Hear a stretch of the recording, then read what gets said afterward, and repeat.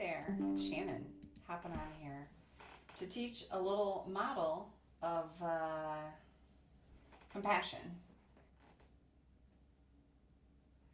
A compassionate model to pause, breathe, and listen. This is a model to shut the fuck up, listen and learn about someone's lived experience of trauma without spiritually bypassing them. And if you're a trauma survivor, to recognize those that chronically spiritually bypass and to slowly back away and get yourself to a safer space with people that are more informed, educated, and more emotionally mature. We are living in times of chronic serial spiritually bypassing, and it's really cool to see a lot more trauma informed information come about more in the social context. I see a lot more information, a lot more misinformation on social media, but we are in a growth phase, evolution of evolution, and there is more information about trauma. There's a lot more misinformation, and because I serve trauma survivors, there's a lot of, unfortunately, just spiritually bypassing, narcissistic, just nonsense and stuff that's re-traumatizing people that have lived experience. And so, a couple of the familiar sayings that a chronic spiritual bypasser will say to someone who's traumatized is, "Well, what doesn't kill you can make you stronger." Something along those lines. What doesn't kill you makes you stronger, or everything happens for a reason. Those types of things. A lot of times, what someone's saying when they're saying those things is part of is to listen to what they're not saying.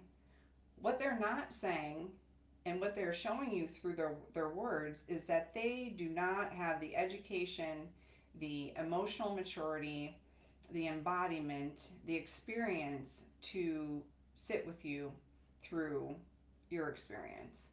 And how do we know that? Is because they're saying these tropes, these minimizing, gaslighty, nonsensical statements that are not factually true and that aren't lining up with your lived experience. Essentially, these folks are not reading the room.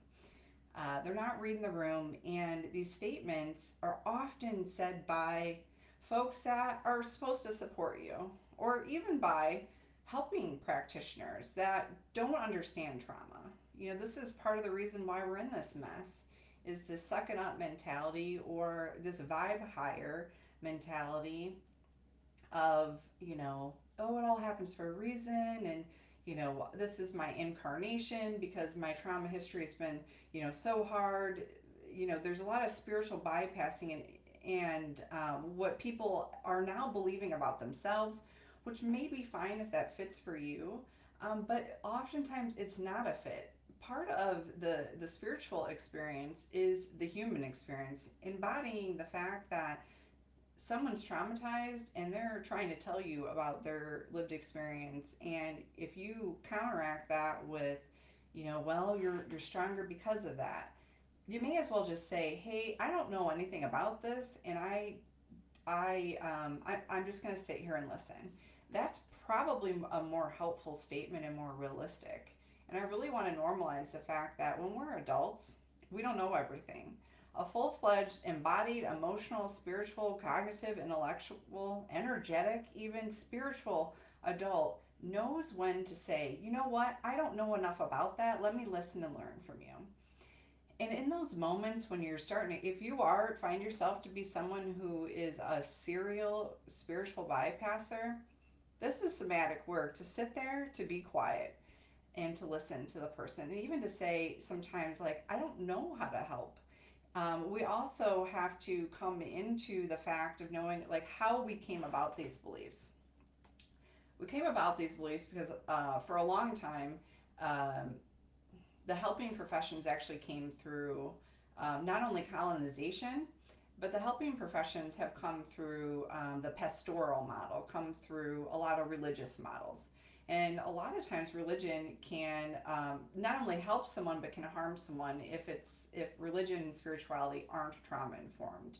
And so a lot of people have a lot of belief structures that are paired up with the misinformation of what trauma is. Only in the last couple of decades do we even have a model or a couple models. There's several models for trauma, but only in the last couple of decades have people become aware that trauma is actually a thing. Do we have a name for it, and those types of things. And a lot of people in the helping profession, a lot of people that are helpers, if we have not become conscious, there can be this messiah complex, this savior complex that can come about in folks, and we can proclaim and judge and make these higher statements as to what someone's lived experience may be like. And we might say things like, if we're if we are unconscious enough and have not done enough internal work, we can find ourselves saying things like, what doesn't kill you makes you stronger. Because we've heard it before and we haven't examined our belief structures that we've inherited.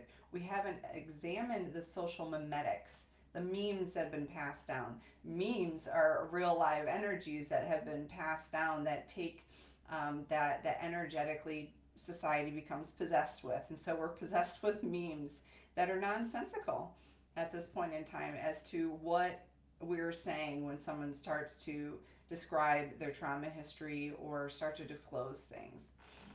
And a lot of times people just they don't know what to do, and they get stuck in their fight or flight parts, and they want to help, and so they reach in their brain and into the one statement that they've heard. And so here it is.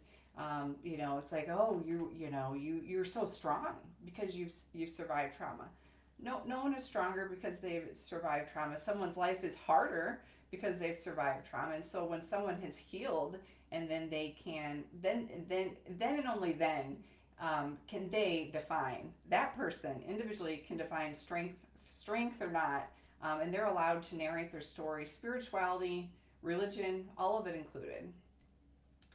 So this model that I've come up with is a listening model, because the teachers of someone's trauma history, their individual trauma experience, they are their teachers. Someone who's experienced any sort of trauma, complex trauma, racialized trauma, trauma that is intergenerational, they are allowed to describe what their experience is or is not.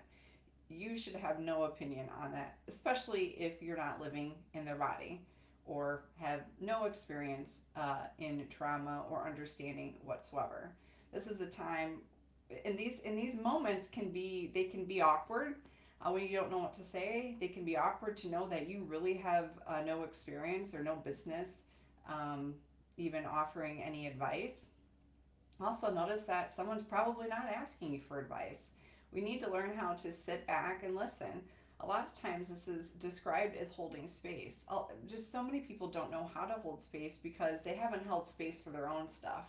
Okay, so for trauma survivors, when someone is projecting these spiritually bypassy, gaslighty, minimizing statements to you, let's interpret that. Okay, let's really interpret that. What they are saying through an interpretation of what's going on here is, I don't have this experience, and I'm going to project back to you just an automatic fight or flight response.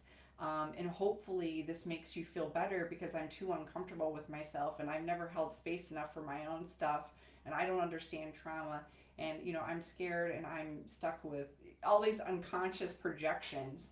That's what's happening.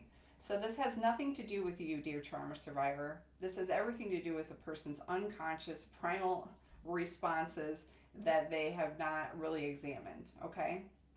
And so what becomes really tragic is when this is said by individuals such as family members, therapists, coaches, clergy, any doctors, anyone that's supposed to be helping the person, because that can then become what is said to this trauma survivor can become their unconscious beliefs as to about themselves and hold them back and re-traumatize them. We really, as a society, have to get really, really, really comfortable with shutting the fuck up when we aren't an expert and we don't know what to say, and we need to learn how to listen. Learning how to listen is part of self-leadership. It is one of the most transformational skills that one can have, is to be quiet and listen. And to, even if you're in a helping position, to understand that in that moment, you're the student. The person with the lived experience is the teacher. They always are and they always will be. They have a PhD in their life, in their trauma, and you have no opinion on that. And there's nothing you can say that is going to, just because it makes you feel better, that doesn't mean that, okay, this person, I did a good thing today. Maybe you didn't. Maybe you re-traumatized and minimized that person. Maybe you just unconsciously told them, I don't know what to do here, and maybe that has done more harm than good. We really have to sit back and listen. And how can we do that? We can learn to feel our feet on the ground. We can learn to feel our breath rate. We can learn to, I'm sitting in a chair right now. I can feel in this moment where my body is making contact. I can slow my speaking down. If someone says something to me that I'm not prepared for, I can say, oh wow, I'm feeling a rush of something inside. And if your thinking mind starts chattering a lot, that's a hot tip that you need to pause. And you need to take a moment and you need to take a breath. And you can say, wow, that has to be really hard. Thank you so much for sharing that with me. I don't have that experience. I'm here to listen. How would you like me to listen? You can even ask, do you want advice? But even that question, do you want advice from someone that has not had that experience? How good of advice is that going to be? It's still a question. How would you like me to listen? Those types of things can be really, really helpful. Now, you have to also be very, very honest, because trauma survivors are really skilled at reading the room, your facial expressions and everything that you have inside of you that's unsaid. If you're very scared and you're very uncomfortable, that's going to come out. And so sometimes it may be like, you know what, I need a moment to collect myself. I'm unprepared for this. And you can say, I don't know anything about this.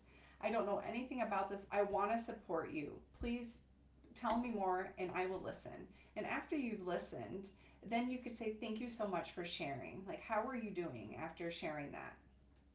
You can also say, I'm going to hold this information as sacred, as confidential. You can say something like that. And then you can say, you know what? I need to learn more about this. Maybe it's appropriate to say that out externally to the other person. Maybe it's not.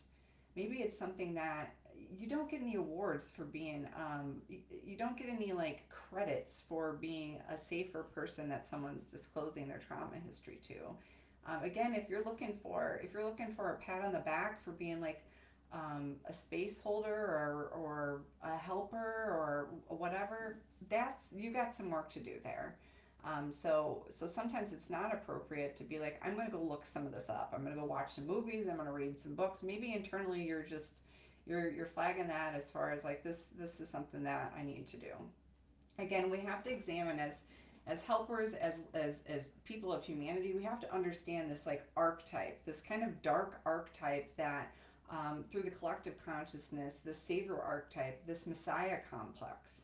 Like I gotta save everybody, I have to help everybody, I have to say everything right, or I'm gonna fix this, right? And we have a lot of times we have helper parts attached to that, and sometimes there's some of our own trauma and conditioning that's attached to that. So we gotta really look at that.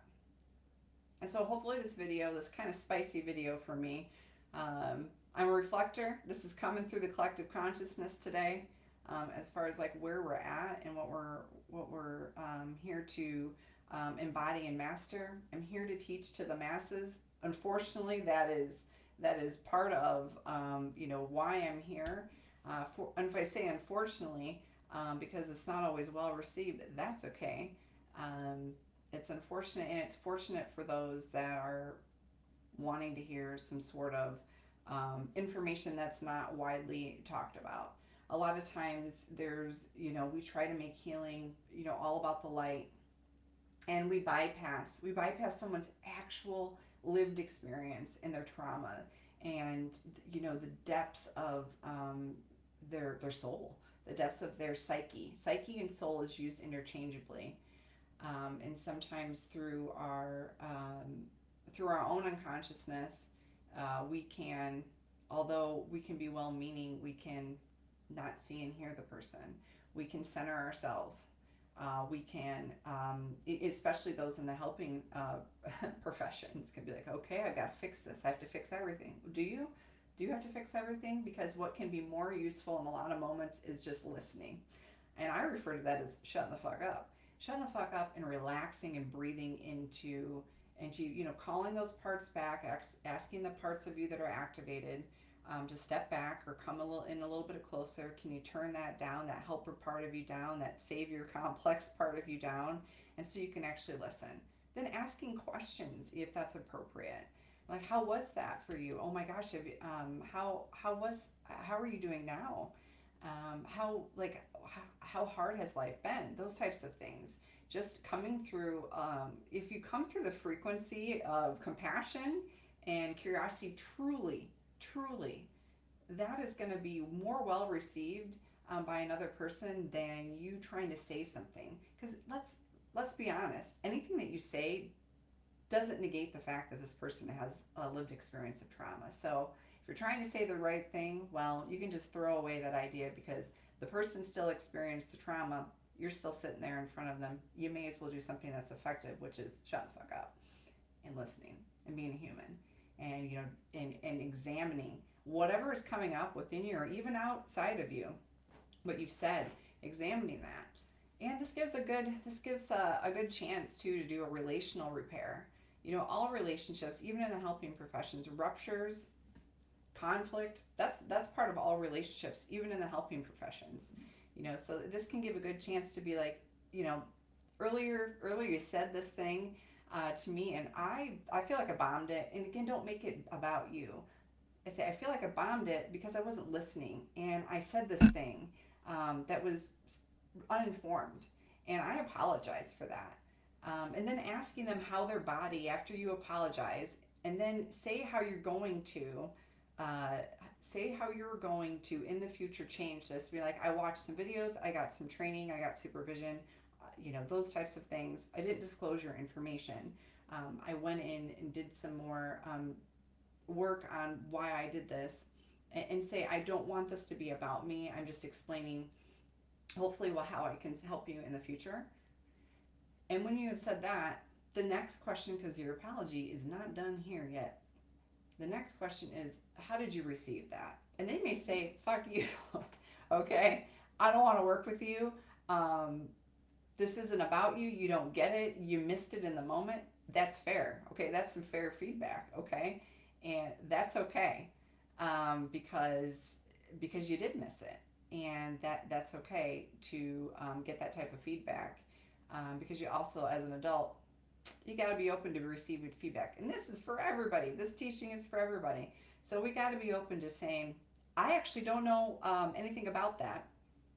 Don't have an opinion. What I can do is shut the fuck up, listen, and then whether it's appropriate or not, get some more information. If you mess up, messing up is terrible, and it's also an opportunity. It's terrible because you may mess up. This person may not want to talk to you ever again. That's their right. Okay, but there's also an opportunity for ruptures to, in our society, we do not do this hardly at all, and we don't do it well. You say, I messed up. Here's how I messed up. Here's what I'm going to do to change. Actually make those changes, okay? That's also missed. Actually makes those changes, because then someone's nervous system is safer to engage back with you again, and asking them how they feel about those changes. This is the nature of trauma. Trauma is a lot of times relational, if not almost all of the time, except for natural disasters, those types of traumas. And most of the time it's interpersonal. And so the healing, even if it's you messing it up, and sometimes even really, really messing it up, sometimes it's some of the healing can come from a repair cycle of that kind of It's sometimes, okay? Not all the time. Um, Trauma work is as much of an art as it is a science, and it is relational most of the time, and which means it's two-sided. So the other person is always allowed. Maybe it's just in their best interest that maybe they don't talk to another person that just kind of is at the beginning of their journey of understanding the concept of trauma, regardless of their lived experience.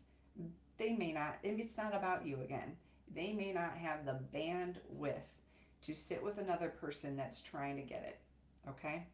That's their right, and they deserve to be with somebody that is gonna, maybe the first time, get it right. Now, hopefully, the next time someone discloses to you something, that you do a little bit better, and that's what we can hope for. Hopefully, this video is helpful to those that are getting spiritually bypassed, and hopefully, video is helpful. Hopefully, someone watched it all the way through to say, like, you know what, I am a chronic spiritual bypasser because I haven't really looked at my inherited conditionings, religious beliefs, in my own trauma, my own social story, my own memetics that have been everything that's been handed down to me. I haven't really sussed that out and sorted that out. And I'm going to go do some internal work and to discover, why do I say the things that I say? Could I potentially be harming? How can I be a more compassionate member of the human species? Maybe that's been helpful. I don't know. This is what's coming through today as far as the collective, where we're at, trying to learn. And hopefully, for the three of you that are watching this, there was something that was a benefit. Thank you.